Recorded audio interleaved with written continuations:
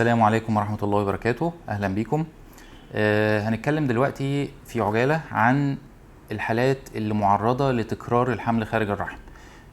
يعني لو السيدة جالها حمل خارج الرحم مرة قبل كده وتعالج سواء بالحقن اللي هي بتعمل تدمير للحمل خارج الرحم في مكانه، أو سواء بالجراحة بالمنظار أو فتح البطن. السؤال اللي بتسأله الست دي: هل أنا لو حملت تاني ممكن يجي لي حمل خارج الرحم؟ وإيه الأسباب اللي بتؤدي إلى زيادة النسبة دي؟ أي سيدة بيحصل لها حمل خارج الرحم ممكن يتكرر تاني للأسف، وكل ما يزيد عدد مرات الحمل خارج الرحم كل أما يبقى فيه فرصة لتعرض أكتر وتاني للحمل خارج الرحم. تمام؟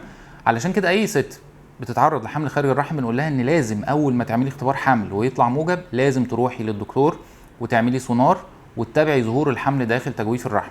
تمام؟ لكن ما تقوليش انا عشان المواصلات، علشان ما اروحش للدكتور، عشان خليني مريحه شهر ولا حاجه وبعدين اروح له. ده غلط كبير جدا.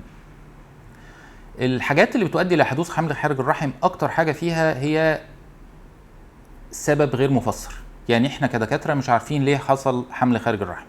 السبب الثاني هو وجود ضعف خلقي في قناه فالوب. في بعض السيدات بيبقى مولوده قناه فالوب فيها ضعف، او الاهداب الداخليه لقناه فالوب بيبقى فيها ضعف. عشان كده ممكن الجنين وهو بيتحرك داخل قناه فالوب وداخل الرحم بيتحشر او يتزنق في جزء معين من قناه فالوب اللي هو الضيق ويحصل حمل خارج الرحم.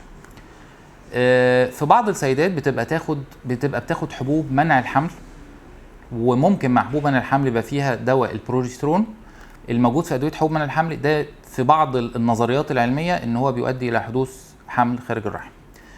بعض النظريات العلميه برضو اثبتت ان اللولب له دور في حدوث حمل خارج الرحم، لكن بنسب ضئيله جدا مش مستاهله ان الناس تخاف منها. يعني ما فيش ست تقول انا مش هركب لولب علشان ما يحصليش حمل خارج الرحم، لا. نسب ضئيله جدا لا يعتد بيها، ونسب شبه مساويه للنسب العاديه في الحمل خارج الرحم. يعني اللولب ما نخافش منه. وجود التصاقات داخل البطن، لو في التصاقات في الغشاء البريتوني او في منديل البطن او التصاقات الانابيب مع المبيض، من الحاجات اللي ممكن تؤدي الى حدوث حمل خارج الرحم. القيصريات المتعدده، كل ما الست تولد قيصريات كتير ممكن ينتج عنها التصاقات تؤدي الى حدوث حمل خارج الرحم. علشان كده بنقول ان لازم المتابعه الدقيقه جدا بعد ما تعملي اختبار حمل موجب، وخصوصا لو عامله وسائل اخصاب مساعد زي الحقن المجهري وزي التلقيح الصناعي.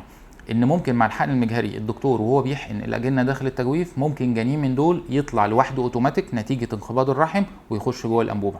علشان كده لازم مع الحمل الاخصاب المساعد او التلقيح الصناعي لازم نطمن سريعا ان الحمل اتكون داخل الرحم.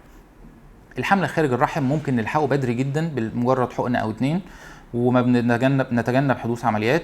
لكن لما بنطنش او نتجاهل او يجي ماص ونطنشه ممكن يحصل لا قدر الله انفجار او قطع في الانبوبه داخل البطن ونزيف داخلي. علشان كده الوقايه خير من العلاج، ونتابع بسرعه.